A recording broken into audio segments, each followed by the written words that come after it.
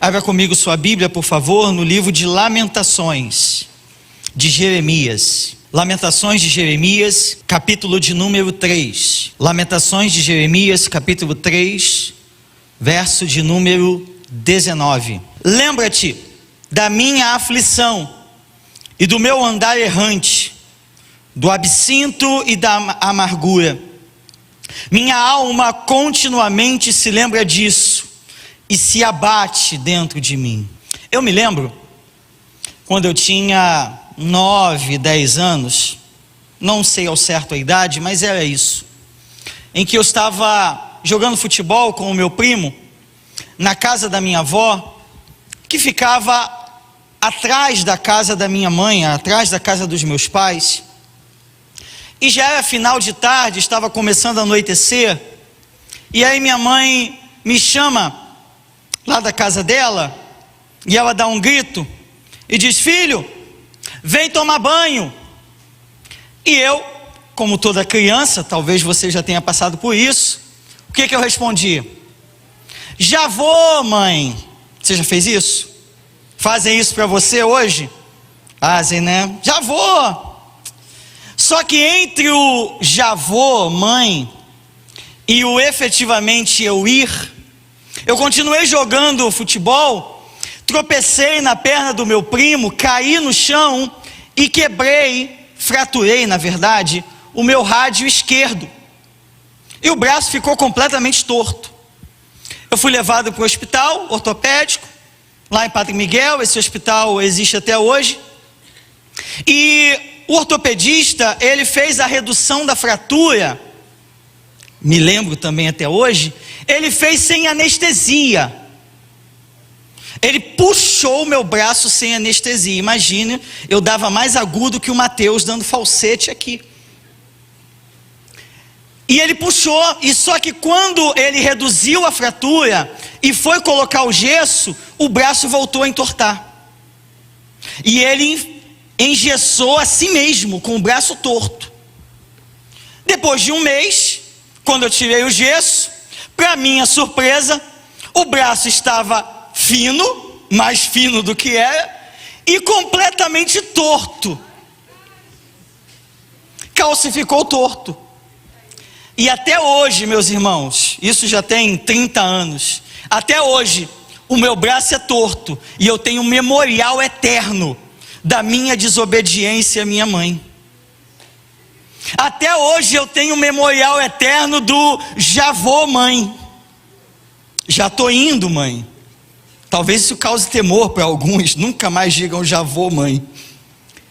Jeremias, ele viveu num tempo em que ele estava alertando o povo de Judá que eles deveriam se entregar a Nabucodonosor, rei da Babilônia, porque se eles o fizessem, eles teriam as suas vidas conservadas, eles teriam as suas vidas poupadas. Mas os governantes de Judá e o povo, eles preferiram dar ouvidos a profetas mentirosos. Jeremias se lamenta disso lá no capítulo 6, verso 14 do seu livro, quando ele diz: eles curam superficialmente a ferida do meu povo, dizendo paz, paz, quando não há paz.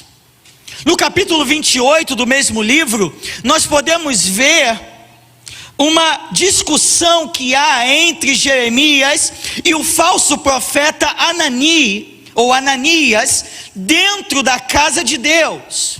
Em 605 a.C., Nabucodonosor invade Jerusalém pela primeira vez e leva para a Babilônia todos os utensílios de ouro, de prata e de bronze da casa do Senhor.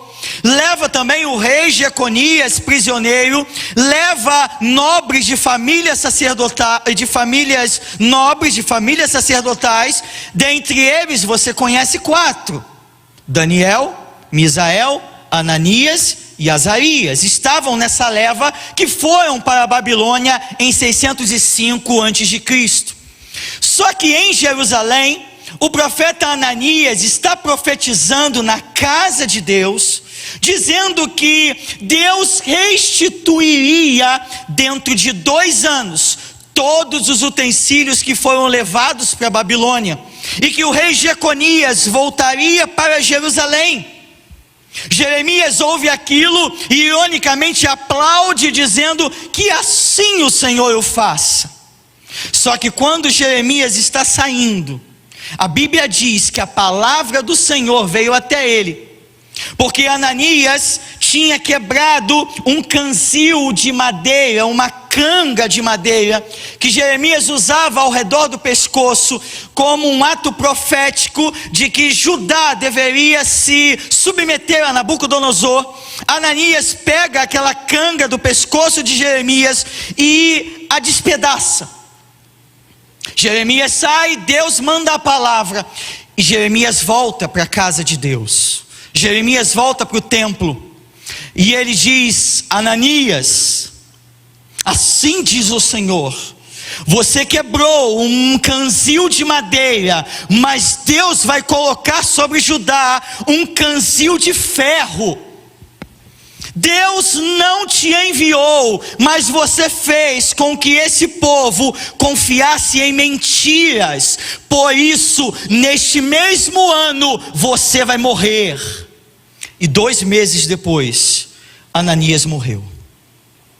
Até que nós chegamos no dia fatídico na história de Israel, o dia 9 de Av, de 586 a.C., quando Nabucodonosor invade mais uma vez Jerusalém. Só que agora ele destrói o templo, ele arrasa completamente a cidade, destrói as muralhas, ele mata milhares e milhares de homens, mulheres e crianças. Por onde se olhava havia destruição, e os sobreviventes foram levados em cativeiro para a Babilônia.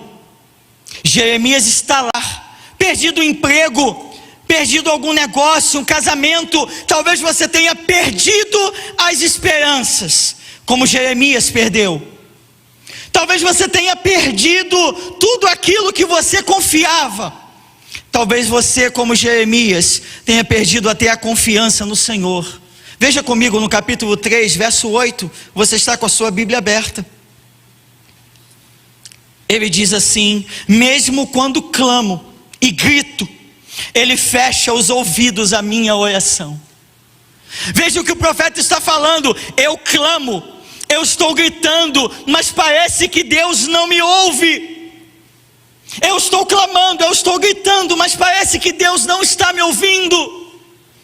E quantas vezes nós passamos por essa situação, que nós clamamos, nós gritamos, mas parece que a nossa voz não passa do teto, parece que não tem ninguém ouvindo. Você já passou por isso? Então tenha coragem, levanta sua mãozinha se você já passou por isso. Ah, que bom, não estou sozinho nisso.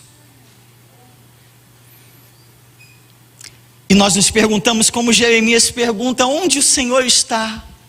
E aí o diabo é especialista de reforçar essa pergunta. Se Deus fosse bom, por que você está passando por isso? Se Deus fosse bom e fosse bom com você, por que Ele permitiria que você passasse por isso? Por que Ele permitiria que você passasse pelo luto, pela dor, pelo pranto, pelo desemprego, pela escassez? Por que Ele permitiria? Veja ainda no verso 18: então eu disse, não tenho mais forças, a minha esperança no Senhor acabou. É um profeta Jeremias falando: eu não tenho mais forças, a minha esperança acabou. E Deus está falando com pessoas aqui nessa noite. Talvez a sua esperança tenha acabado, mas não se desespere, até o final da mensagem Deus vai falar com você. Até o final dessa mensagem Deus vai falar com você. Mas veja, ele está escrevendo, verso 19, que nós lemos no início: lembra-te da minha aflição e do meu andar errante, do absinto e da amargura. Minha alma continuamente se lembra disso e se abate dentro de mim. Eu imagino que quando ele terminou de escrever o versículo 20, ele deve ter se lembrado de Davi. Ele deve ter se lembrado do Salmo 42, verso de número 5, que diz: porque estás abatida, ó minha alma, e porque te perturbas dentro de mim, espera em Deus, pois ainda louvarei a Ele, o meu auxílio e Deus meu. E quando Jeremias se lembra disso, ele vira a chave. Quando ele se lembra disso, ele muda a chave, porque veja, até o versículo 20 é só lamentação. Até o verso de número 20 é só queixa.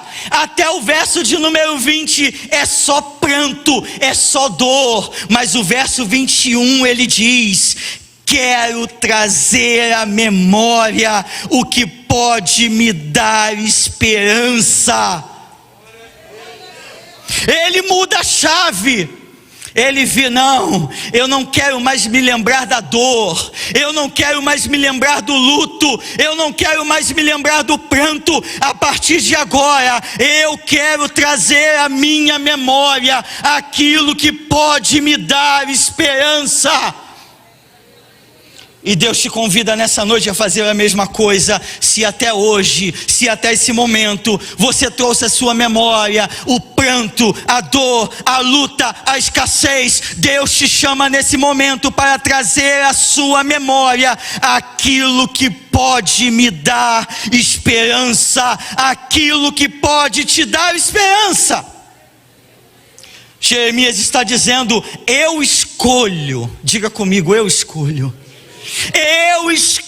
recordar aquilo que pode me dar esperança. Deus está te fazendo uma proposta nessa noite: continuar com o choro, continuar com a dor, ou escolher trazer à sua memória aquilo que pode te trazer esperança.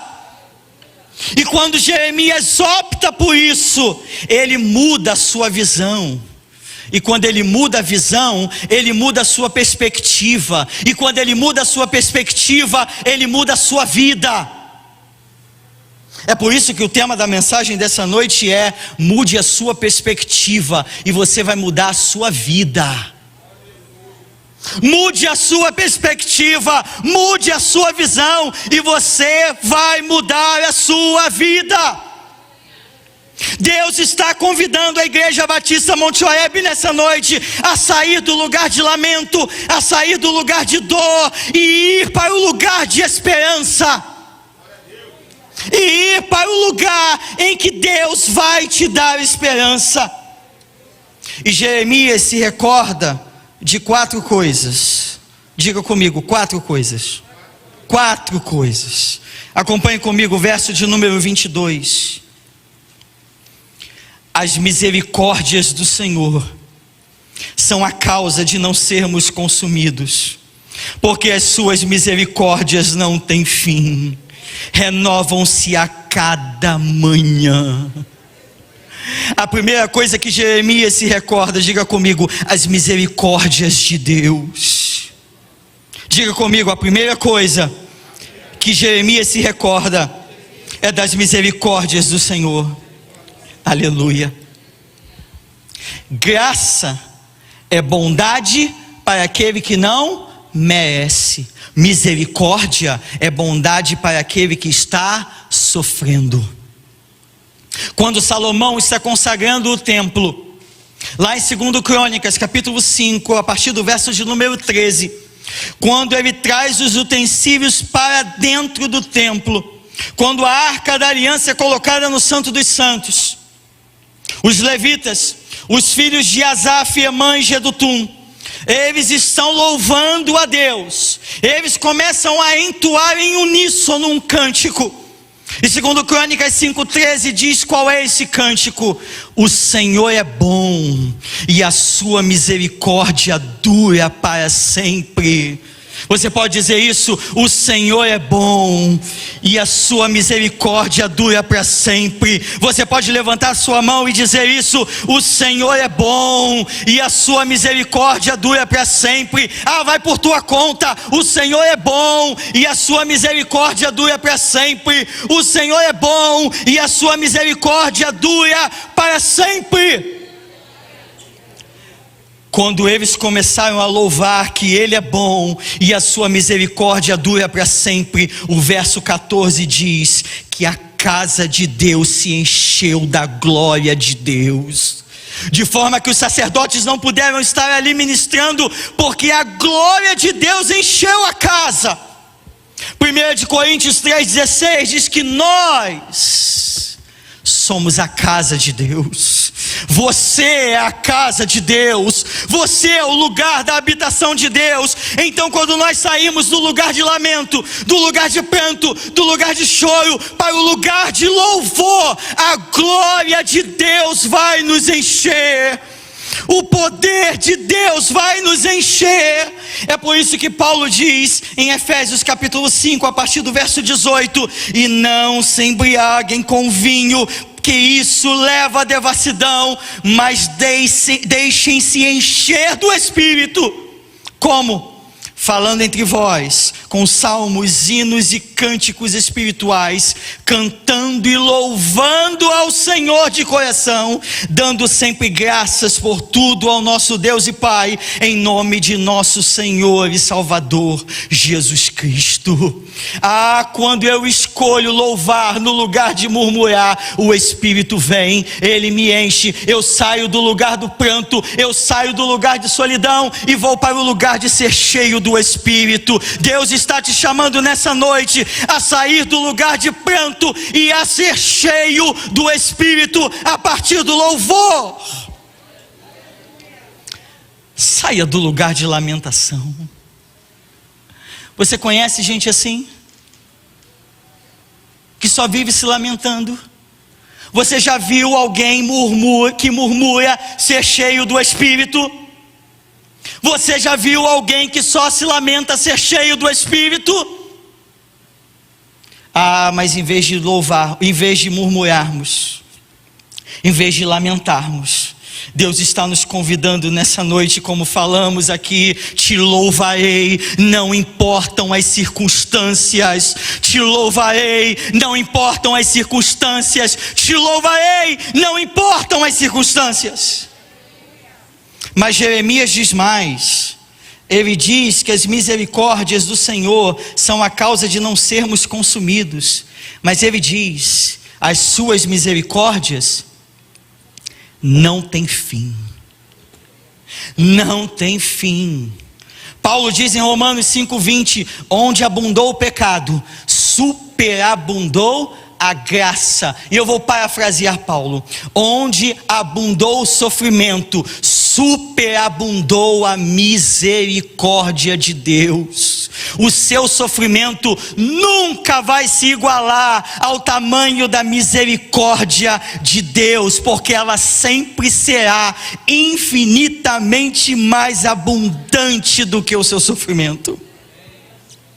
E segundo, veja, verso 23: elas não apenas não têm fim, elas se renovam a cada manhã. A cada manhã é uma oportunidade de Deus para a sua vida. Você acordou hoje de manhã porque foi a misericórdia de Deus que te acordou.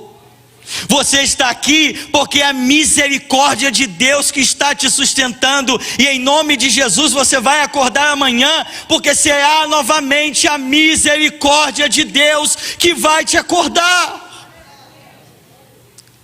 É a misericórdia. A cada dia a misericórdia dele se renova.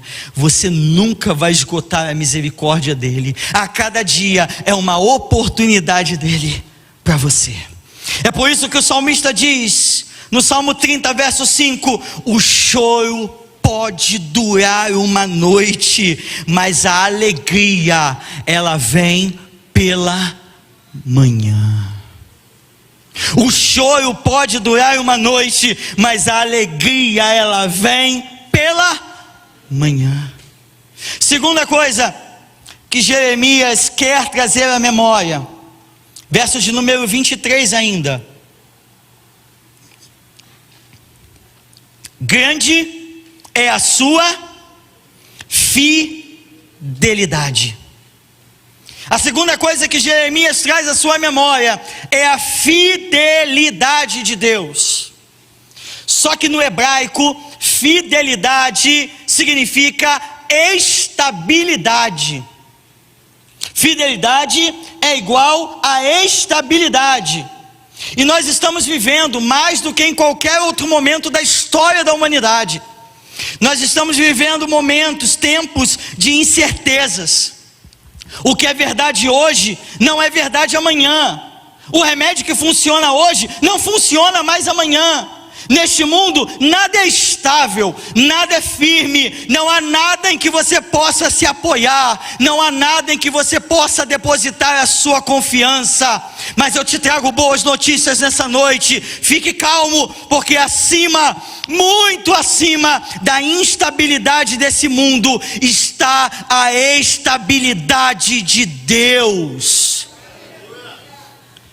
É por isso que ele diz em Isaías 44, verso 8: será que há outro Deus além de mim? Não há outra rocha que eu conheça. Rocha, sinal de estabilidade, símbolo de estabilidade. Não há outra rocha além de Deus. Não há quem nós devemos nos apoiar além de Deus. É por isso que Moisés diz no Salmo 90, verso 1: Senhor, Tu tens sido o nosso refúgio de geração em geração. Antes que os montes nascessem e se formassem, e Tu criaste a terra e o mundo, sim, de eternidade em eternidade, Tu és Deus. Moisés olha para o passado, ele olha para como Deus guardou Abraão, Isaque, Jacó, José, o povo de Israel durante os 400 anos no Egito, o povo de Israel durante os 40 anos no deserto, e ele diz: Senhor, de geração em geração, o Senhor tem sido o nosso refúgio. Antes que os montes nascessem, antes que Tu criasses todas as coisas, de eternidade a eternidade, Tu és Deus. O Senhor está no trono do universo e Ele nunca vai deixar o seu lugar vago. O salmista, no Salmo 46, vai mais, vai além. Deus, ele declara, ele diz: Deus é o meu refúgio. Você pode dizer isso? Deus é o meu refúgio e a minha fortaleza, socorro bem presente na hora da angústia. Pelo que não temeremos, ainda que a terra se mude, ainda que os montes se transportem para o meio dos mares, ainda que as águas rujam e se perturbem, ainda que os montes se abalem. Lembra, monte, sinal de estabilidade. Ainda que os montes se abalem pela sua braveza, há um rio cujas correntes alegram a cidade de Deus, o santuário das moedas do Altíssimo. Deus está no meio dela, não será abalada. Deus a ajudará ao romper da manhã. As nações se embraveceram, os reinos se moveram. Ele levantou a sua voz e a terra se derreteu. O Senhor dos exércitos está conosco. O Deus de Jacó é o nosso refúgio. Vinde, contemplai as obras do Senhor, que desolações tem feito sobre a terra. Ele faz cessar as guerras até o fim da terra. Ele quebra o arco, ele corta a lança, ele queima os carros no fogo. Aquietem-se e saibam que eu sou Deus. Serei exaltado entre as nações, serei exaltado sobre a terra. O Senhor dos exércitos está conosco. O Deus de Jacó é o nosso refúgio.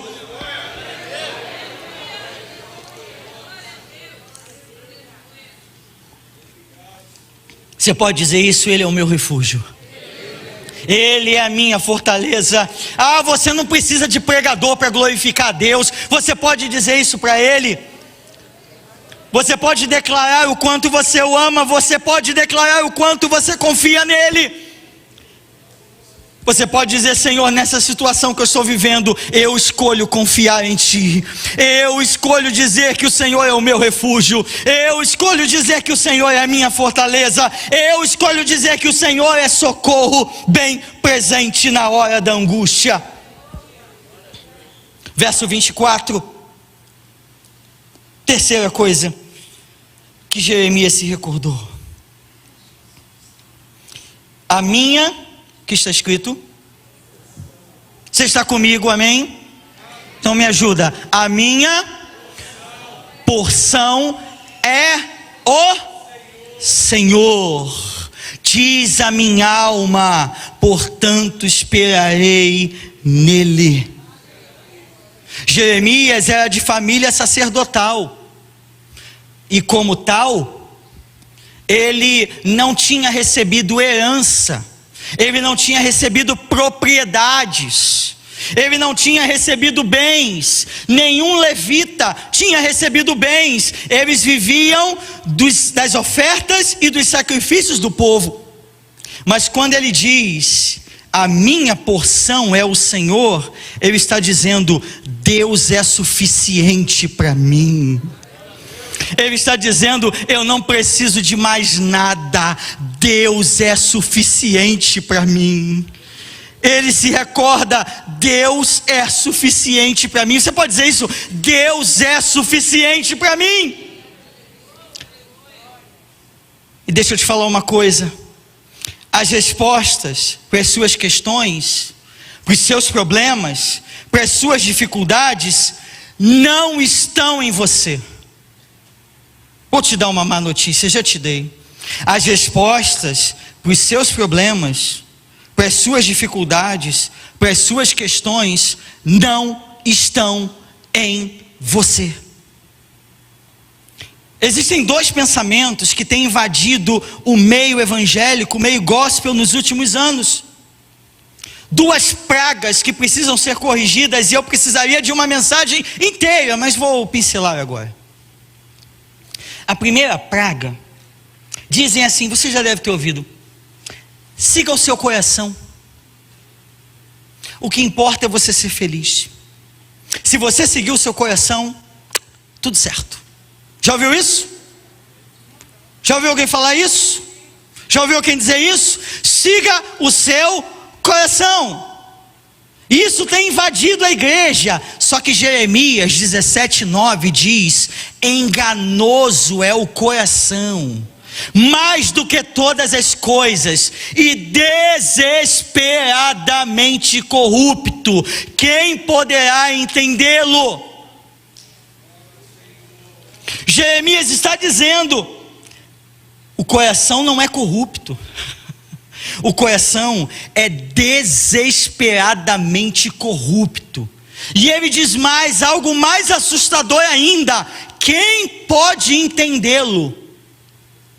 É por isso que muitas vezes nós agimos e não entendemos. Por que eu fiz isso? Por que eu agi dessa forma? Por que eu reagi desse jeito? Por que eu ainda xinguei dessa forma? Porque eu falei o que não deveria falar, porque eu respondi, porque eu reagi, porque eu agi, porque eu me vinguei. É porque você, como eu, nós não conhecemos o nosso coração. E é engraçado que nós vivemos em cultos e mais cultos de libertação. Você já viu pessoas expulsarem demônios de homicídio, demônios de luxúria, demônios de adultério, demônios de mentira? Só que Jesus tem uma resposta para isso. Em Marcos capítulo 7, a partir do verso 20, diz assim: o que sai da pessoa, isso é o que a contamina, porque de dentro do coração é do coração das pessoas, é que procedem os maus pensamentos, as imoralidades sexuais, os furtos, os homicídios, os adultérios, a avareza, as maldades, o engano, a libertinagem, a inveja, a blasfêmia, o orgulho, a falta de juízo. Todos esses males vêm de dentro. Vem de dentro de você e de mim. Então, em vez de expulsarmos demônios, precisamos mudar o nosso coração. Não tem um glória a Deus agora.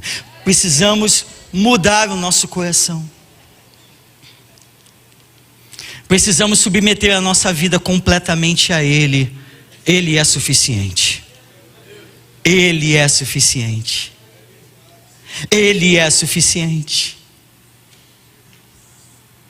Segunda coisa que nós precisamos erradicar do nosso meio é que nós podemos, eu vou usar algumas palavras na moda, você pode mudar o seu mindset, você pode mudar os seus pensamentos, você pode mudar a sua postura, você pode mudar a sua capacitação, você pode fazer o que você quiser. Se Deus não abrir a porta para você, ninguém pode abrir.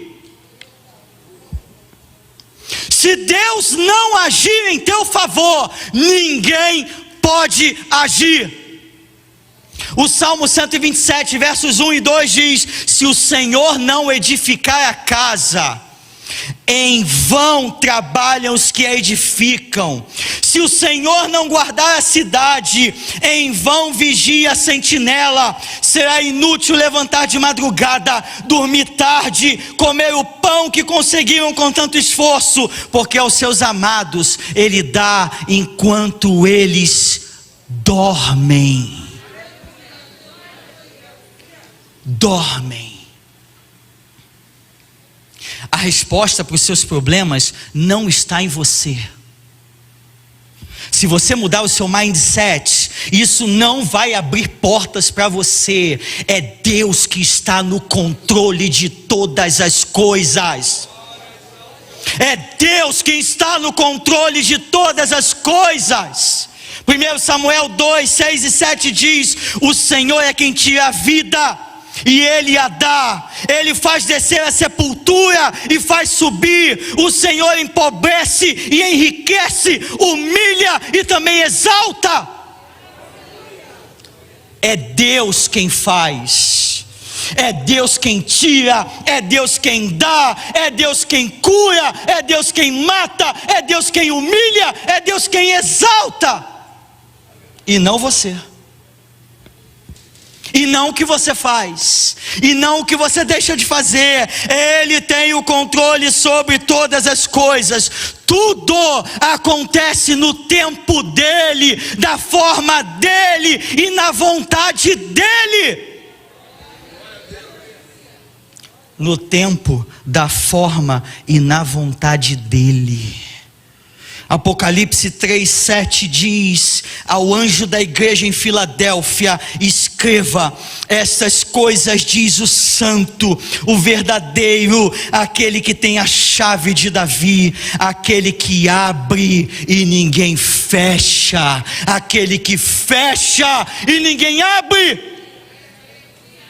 Se Deus te prometeu algo, e se a porta ainda não abriu, fique tranquilo, Ele é aquele que abre e ninguém fecha. Não importa o tempo que for, o tempo que durar, se Ele prometeu que a porta se abrirá, ela vai se abrir. Agora, se Ele fechou a porta e você está batendo, insistindo, Deus está te falando nessa noite: eu não vou abrir aquilo que já fechei para você. Não tem um glória a Deus agora. Eu não vou abrir aquilo que já fechei para você. E Deus está falando com pessoas aqui nessa noite. Você está insistindo, você está batendo, você está igual uma criança de 5 anos fazendo birra com Deus. E Deus está falando com você: não vou abrir porque eu te amo, não vou abrir porque eu tenho o melhor para você, não vou abrir porque eu conheço a tua vida, não vou abrir porque eu, Senhor, sou o teu Pai. Não vou abrir. Que pai, se o filho pedir pedra, se o filho pedir pão, vai dar pedra. Que pai. O nosso problema é que nós estamos pedindo pedra, achando que estamos pedindo pão, e Deus está te dizendo: eu não vou te dar a pedra que você está pedindo, achando que é pão. Eu não vou te dar a pedra, não vou. Mas se você está crescendo, se você está prosperando, se as coisas estão fluindo, Moisés, lá em Deuteronômio, no capítulo de número 8, ele diz para o povo de Israel, depois de 40 anos no deserto, eles estão para entrar na terra prometida, e ele diz: lembra-te que o Senhor te guiou nesse terrível deserto, nesse terrível caminho, e Ele te sustentou com um maná que você não conhece, e Ele te deixou passar fome, para que você saiba o que estava no teu coração, se você obedeceria ou não os mandamentos de Deus, e para que você soubesse que nem só de pão viverá o homem, mas de toda palavra que sai da boca de Deus. Mas quando você entrar na terra prometida, e você plantar vinhas, e você plantar olivais, e você prosperar, e você construir casas, e você ter posses, no verso 17 diz: não pensem a minha força e o poder do meu braço me conquistaram essas riquezas, pelo contrário, lembrem-se do Senhor seu Deus, porque é Ele quem lhe dá força para conseguir riquezas. Se você está crescendo, se você está prosperando, se as coisas estão fluindo, levanta a tua mão e dá glória a Deus, porque é Ele que te dá forças, porque a glória tem que ser dada a Ele. Isaías diz: a minha glória, diz o Senhor, eu não vou dar a ninguém. É por isso que Jeremias está dizendo: a minha suficiência vem de Deus, porque eu não quero nada na minha vida que não venha de Deus, eu não quero nada na minha vida que não venha no tempo de Deus, eu não quero nada na minha vida que não venha da forma de Deus, eu não quero nada na minha vida que não venha do trono de Deus, do trono dele. Quarta e última coisa, verso de número 25.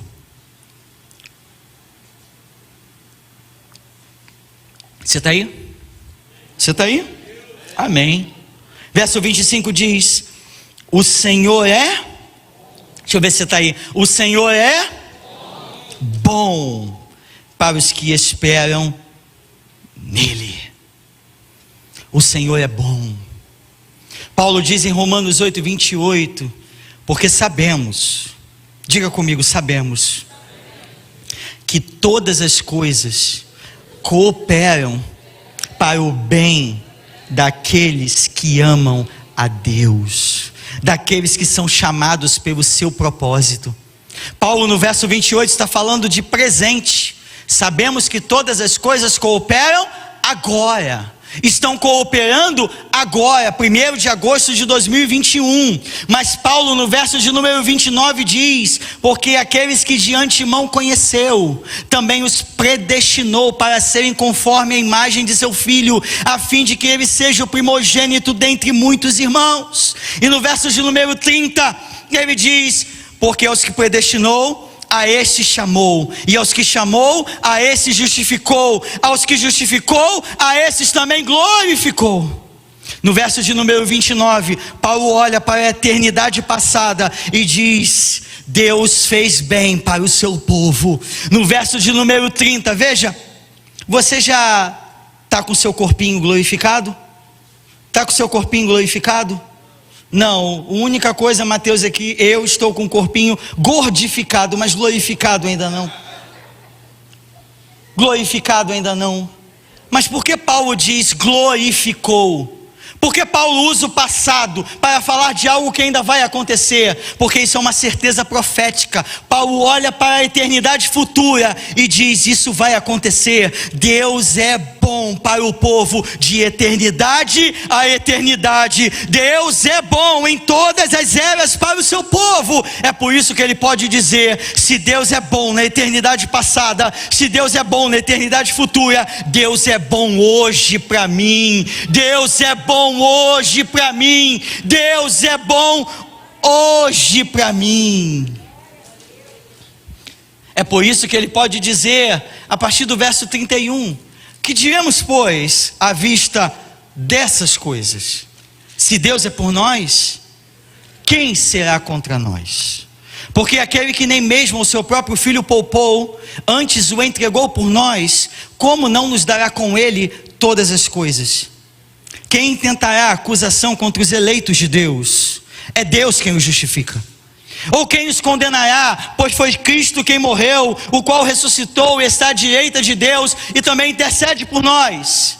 Quem nos poderá separar do amor de Cristo? Tribulação, angústia, peste, fome, perigo, espada, frio, nudez? Como está escrito: por amor a ti somos entregues à morte todos os dias, somos reputados como ovelhas para o matadouro. Mas sobre todas essas coisas somos mais do que vencedores por aquele que nos amou. Porque eu estou certo de que nem a morte, nem a vida, nem anjos, nem principados, nem potestades, nem o presente, nem o porvir, nem a altura, nem a profundidade, e nem ainda uma outra criatura nos poderá separar do amor de Deus que está em Cristo Jesus, o nosso Senhor. Ele é bom. Ele é bom. Mas volta comigo para a gente terminar. Jeremias não, Lamentações, capítulo 3, verso 25. O Senhor é bom. É bom para os que esperam nele. Esperar no hebraico é aguardar ansiosamente por. É mais ou menos como uma criança que vai ganhar um presente de Natal e ela aguarda ansiosamente para chegar lá, não sei como é na sua casa, o momento de ganhar o presente. Ela aguarda ansiosamente. Falta muito, pai? Falta muito? Falta muito? Falta muito? Falta muito? Falta muito? Ele é bom e ele age. Levante a sua mão, por favor.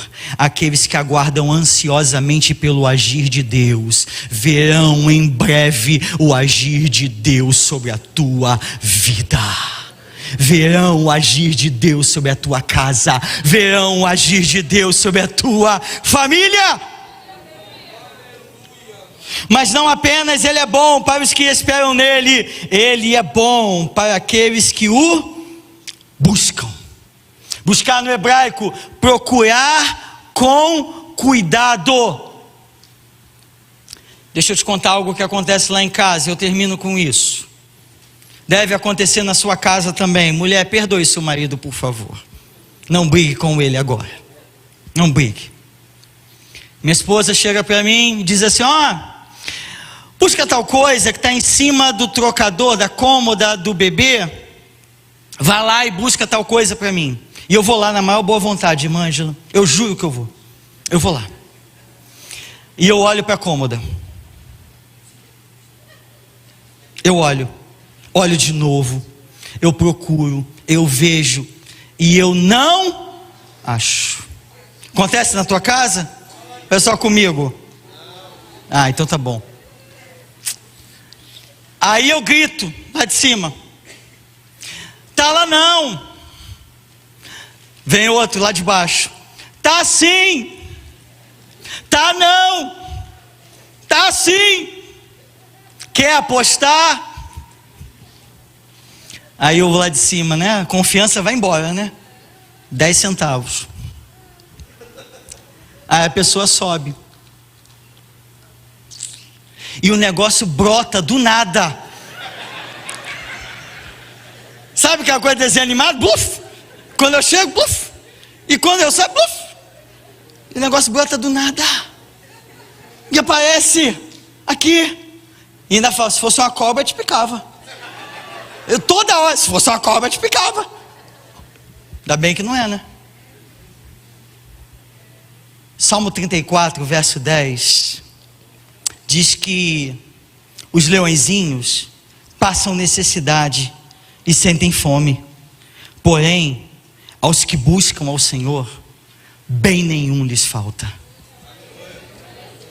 Aos que buscam ao Senhor como se buscasse uma pedra preciosa, tesouros escondidos, a bondade de Deus não vai faltar sobre a sua vida. A bondade de Deus não vai faltar sobre a sua casa.